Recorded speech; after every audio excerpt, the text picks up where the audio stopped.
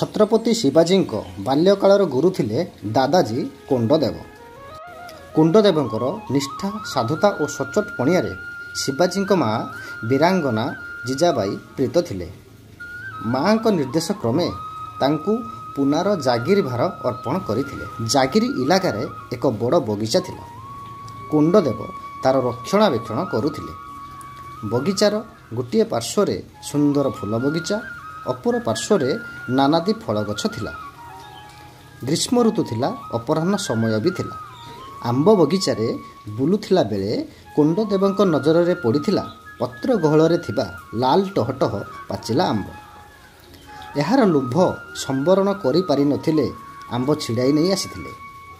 ରାତିରେ ଭୋଜନ ନିମିତ୍ତ ଉପବେଶନ କରିବାକୁ ଯିବା ସମୟରେ ଆମ୍ବଟି ନଜରରେ ପଡ଼ିବାରୁ ଭାବାନ୍ତର ସୃଷ୍ଟି ହୋଇଥିଲା। ମନେ ମନେ ଭାବିଲେ, ମୁଁ ଏହି ବଗିଚାର ରକ୍ଷକ, ମାଲିକ ନୁହେଁ।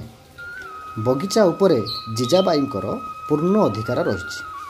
ତାଙ୍କର ବିନା ଅନୁମତିରେ ବଗିଚାରୁ ଫଳ ଆଣିବା ଚୋରି ସହ ସମାନ।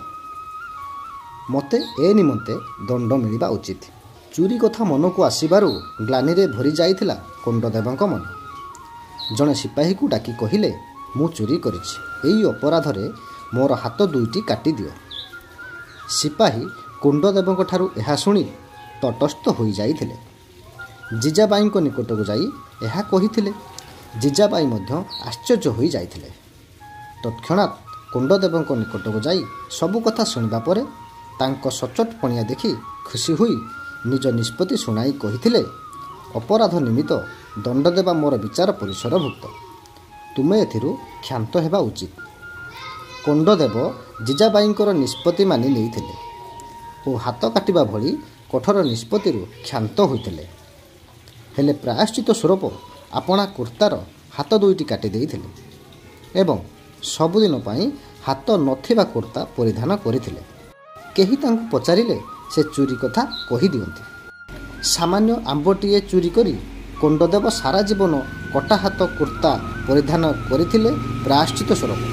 ବାସ୍ତବ ସତ୍ୟ ଏହା ଯେ ଧର୍ମଜ୍ଞାନ ମଣିଷର ବିକୃତ କଳୁଷିତ ଚିତ୍ତକୁ ପରିଷ୍କାର କରି ସ୍ୱଚ୍ଛ ଦର୍ପଣ ସଦୃଶ କରିଦେଇଥାଏ। ଅନୁଚିତ କର୍ମ କରିବାକୁ ସେମାନଙ୍କ ବିବେକ ବାଧା ଦେଇଥାଏ। ସେମାନଙ୍କ ଚରିତ୍ରର ଏହି ମହାନ ଦିଗ ହିଁ ସେମାନଙ୍କୁ ଅନ୍ୟମାନଙ୍କ ଠାରୁ ନିଆରା ଭିନ୍ନ ପ୍ରତିପାଦିତ କରିଥାଏ।